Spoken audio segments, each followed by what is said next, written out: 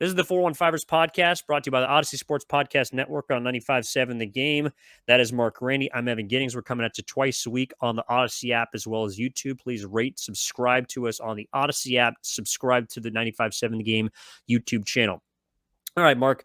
The second thing we wanted to get into today was kind of a response, I guess, to ESPN's Louis Riddick. Does fantastic work for them. He's been interviewed for front office positions in the past. I believe he's a bright, brilliant football mind. However, on the Rich Eisen show, which is where just randomly a lot of our content has been coming from recently, a lot of the hot takes around the NFL as it relates to the 49ers have come from there. But he said that the NFC West is essentially wide open for Seattle to take. And he's very high on the Seahawks this upcoming season, Mark. So the question we pose right here is there any threat to the 49ers in the NFC West this season? I do think Riddick is onto something, with the Seahawks being a threat by process of elimination. I would not go as far as to say the NFC West is wide open. Yeah, I agree with you. You said it well there. Obviously, I think it's pretty clear the Seattle Seahawks are the second best team in the NFC West. The Rams, if things bounce 100% right for them, and Stafford stays healthy, and Kupp stays healthy, and Donald plays like a defensive player of the year again, who knows? They could be competitive, but it doesn't look good. I couldn't name a single starter on their offensive line right now. They're going to have a terrible offensive line. You could say the same about most of their defense. They're getting rid of anybody. This isn't about the Rams. They're probably not going to be that good. I think it's not about the Cardinals? Not even worth mentioning right now. Yeah, I'm not even going to dig into that.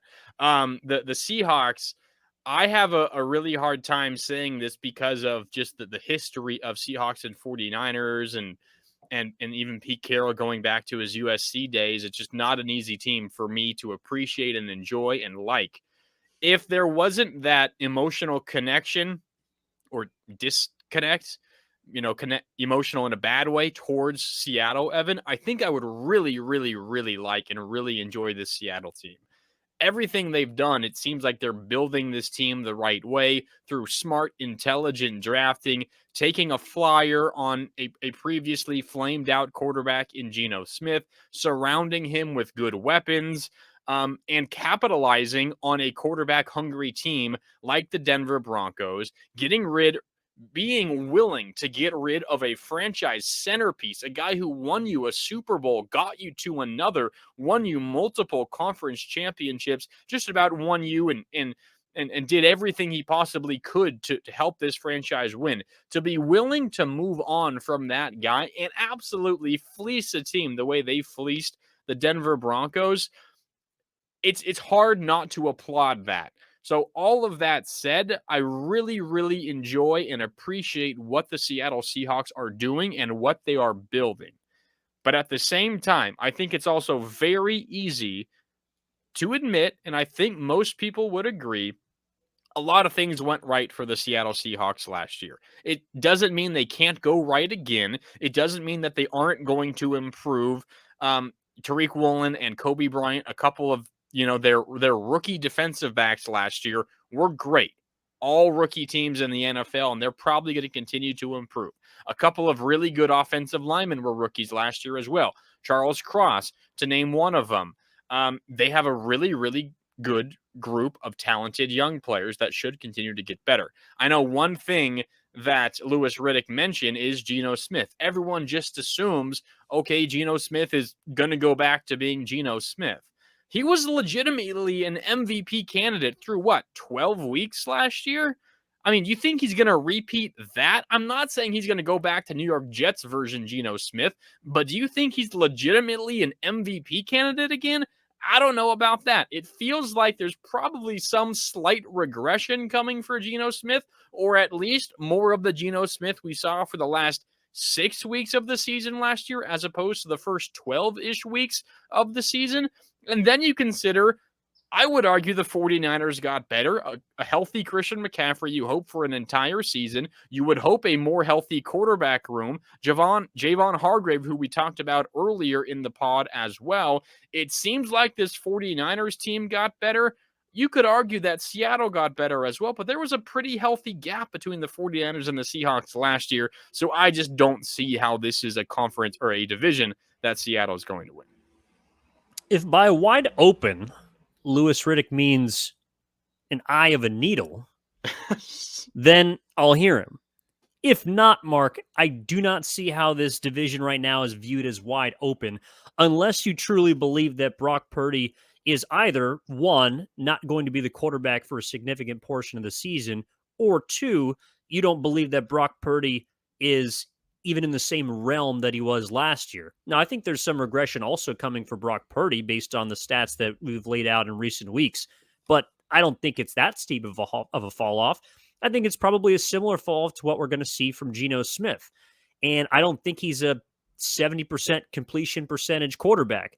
I don't think he's a guy that's going to throw up another 30 or 30 plus touchdowns. But where I do see the case for the Seahawks is if you're going to argue against the regression of Geno Smith, it would be that he has an incredible cast of wide receivers around him. DK Metcalf is a stud. Tyler Lockett missed, I think, 6 or 7 games last year, so he's a bit banged up, but he's a very efficient, quality veteran wideout. They went out and drafted Jackson Smith-Jigba from Ohio State, who is one of college's best wide receivers. So you have a pretty stable wide receiver room around Geno Smith. And then you found a way to shed some of the fat at the running back position as well, identifying that through the draft, getting rid of Penny, Zach Charbonnet. I think that they have a decent cast of characters on offense to support Geno Smith and maybe suppress some of that understandable regression that's coming. I also think that drafting a couple of offensive linemen to pair with some of the ones that they had last year that are up and coming, I think is good. I think they tried to address the defensive line, which was a big reason that their defense was so bad last year, primarily in the latter portion of the season. It was basically just 4 turnstiles up front, especially if you put the ball on the ground against them, which the San Francisco 49ers did ad nauseum. Yeah. I don't think the 49ers are looking at a clean sweep of the NFC West the way they were last year, going 6-0 against the division. I think that there's going to be at least one loss in there somewhere. I don't know where it's coming, but if you're telling me that the 49ers are going 5-1, I believe that they're good enough with the rest of their schedule to be able to find their way into 11, potentially 12 wins. To me, Seattle is not yet that kind of roster. I don't think that it's crazy to think that they could go 9-8 again, maybe even 10-7. But to me, that's going to be a little bit short of where I project the 49ers. And that's why I don't think that they're a threat. Yeah, if I had to handicap it right now, I mean, what the Niners over under, I don't even have these numbers in front of me, but I would guess the Niners over under is what, 11.5, and Seattle's probably 8.5. And I would probably say I take the over on Seattle. I think they're winners of 9 games. They are a quality football team. But again, there's levels to this in the NFC West. And again, we can talk about how I think the 49ers improved this offseason. Every single Seahawks fan, as they should, is going to think they're going to be better this year as well. Again, with all of that young talent, it would seem to track logically that they should progress. But it's not as if this was a relatively close division last year either, Evan. I mean, the 49ers won this division early in the regular season. They were the second best team in the NFC. They were the best team in the league the last 2 months of the season, really almost the last 3 months of the season when they hardly lost. They were remarkable. They were incredible. This really wasn't that close between these two last year. I know they played early in the season when Trey Lance went down with the ankle injury. Jimmy Garoppolo came in. That was a weird game, but the 49ers still controlled that game, even with the awkwardness of the quarterback room.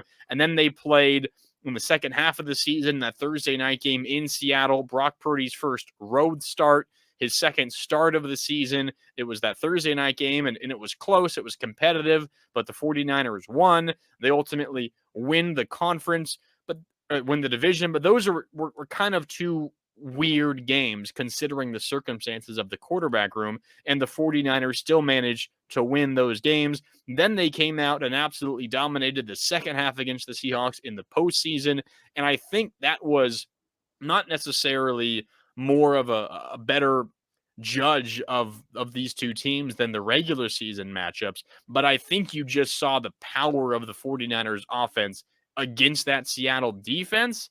And again, this isn't to say that Seattle is a bad team. I just think there's a relatively large gap that 1 year of youth taking a step forward isn't enough to overcome. So I still feel like this is a division where the 49ers are the heavy favorites. And if they don't come out on top, it's a disaster, whether it's because of injuries or just unexpected issues and struggles. Whatever the case is, it's a disaster if the 49ers don't win this division. I think that's how big the gap is right now.